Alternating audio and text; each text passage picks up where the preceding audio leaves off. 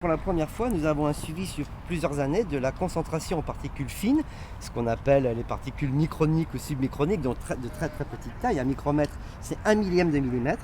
Et donc pour la première fois, nous avons l'évolution de ces concentrations au sol et surtout en altitude jusqu'à 300 mètres. Et ça, c'est complètement inédit. En fait, notre appareil fait des mesures toutes les 10 secondes. Après, nous moyennons les résultats tous les quarts d'heure. C'est beaucoup plus facile à présenter. Mais les données sont envoyées en temps réel depuis le ballon jusqu'à un système de réception par Wi-Fi. Et puis après, nous avons une analyse automatique et les résultats sont présentés au public avec à peu près un décalage d'une demi-heure.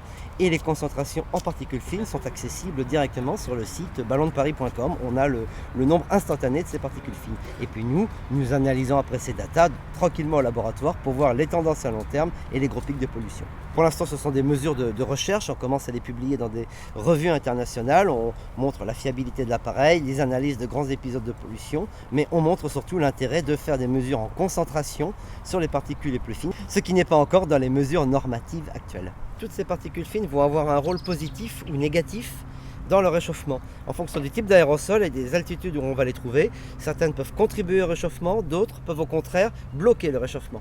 Donc ça, c'est le véritable problème.